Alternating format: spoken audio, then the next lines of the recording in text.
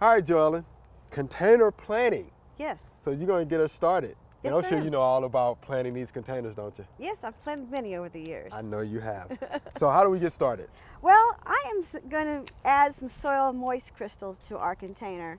This will help in keeping the plants with water throughout the summer when it's hot. And I've used them for many years. They do a great job.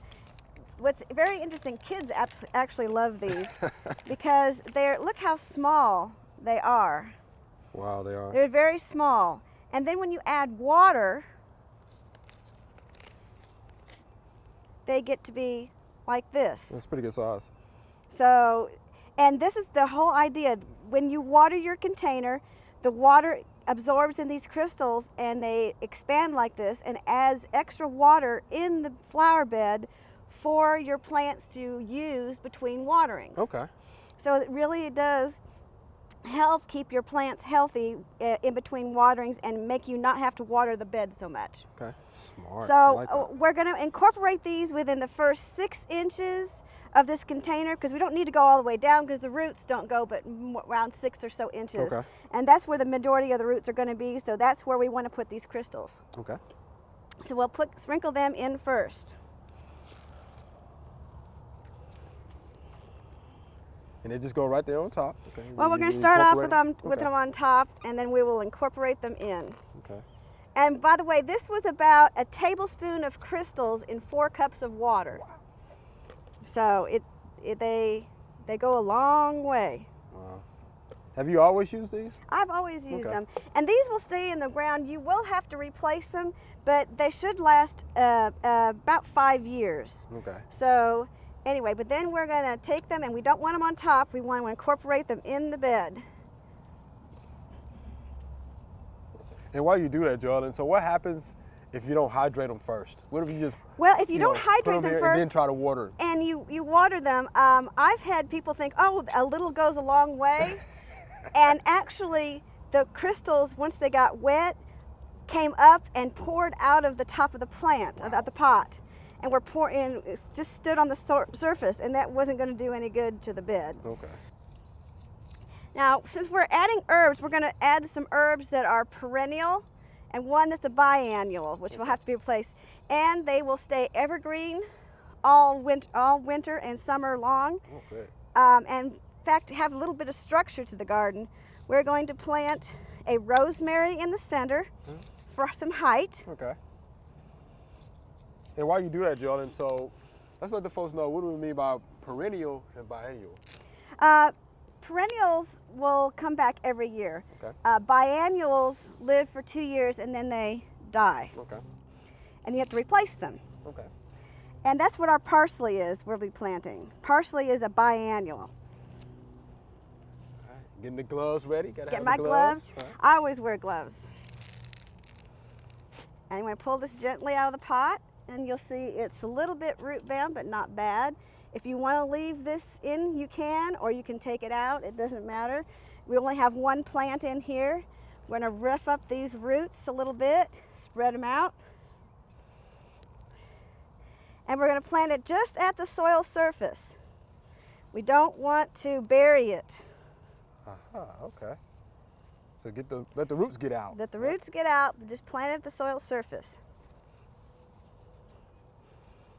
And next we will plant the parsley. We have 2 of them here. These are a little root bound too. We'll work on them a little bit. Oh yeah.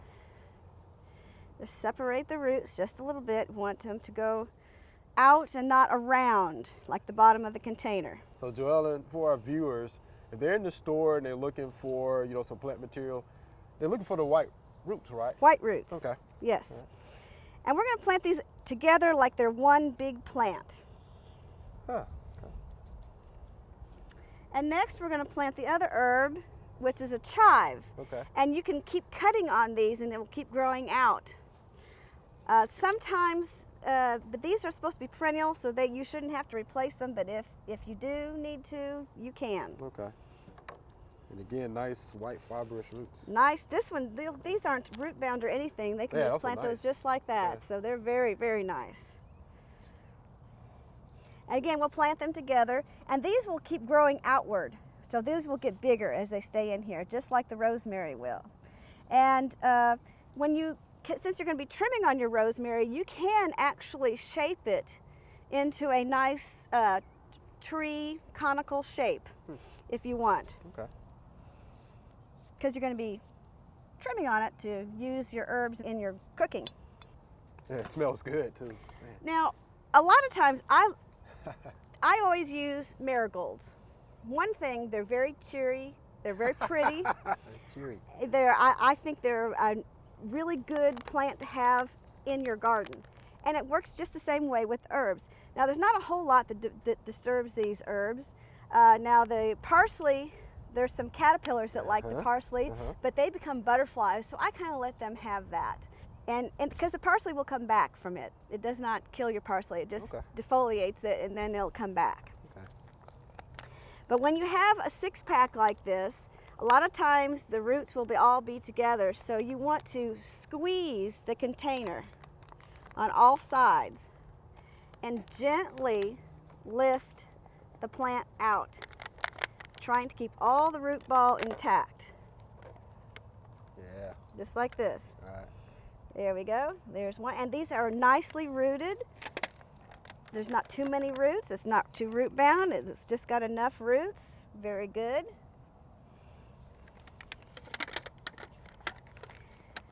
But the marigolds there's a lot of bugs that don't like the smell of marigolds. Okay. So I kind of like to use them with the herbs just to make sure all the bad bugs don't like to get on the plants. Okay. So it's the smell. It's the smell of them. They have a little smell to them that the rest of some bugs just don't like.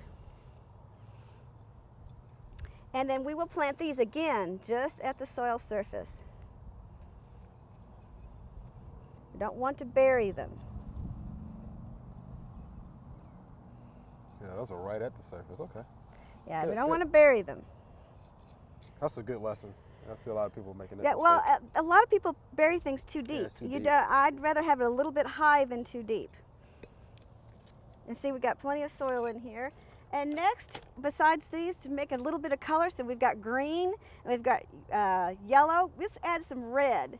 And because all of these plants like it on the dry side, we're going to put our red as vinca, because vinca also likes it on the dry side. Again, yeah. Nicely rooted, not too much. Very, very nice. We'll plant that to there. And these will all grow up and grow together, and then you'll be able to harvest all of your rosemary, your chives, and your parsley all through the growing season.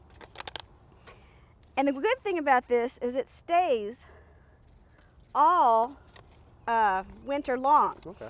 So in the fall, when you start changing out your seasonal color, you can also change out these seasonal color, but leave your herbs in, so you can continue to use them. Okay, good idea. And I like to set things out first to see how evenly spaced it is in the bed, and then we plant again. Watch the crown of plants. You want to plant them at the soil surface and not below it. Once you've loosened up the soil and put those soil crystals in the bed, you can almost don't even need a trowel. You can just plant these with your hands. Yeah. It's all nice and loose. Good. Now you can put this container, you actually could use this on your front porch if you wanted to. You have 2 of them that match. Any kind of, you don't have to have a barrel. It can be any kind of container that you wish. But it will do well as long as you have about 4 to 6 hours of sun a day, because these vegetables need all of this stuff likes lots of sun. Now if you have a shady place, there's very few herbs that like a lot of shade, but there might be a few out there, but everything usually herbs wise likes to have sun. So we were expecting this to having at least 4 to 6 hours of sun a day. And then we'll get that in Joellen. We appreciate that demonstration. We can't wait to see what this is going to look like throughout the growing season. Thank you. Thank you.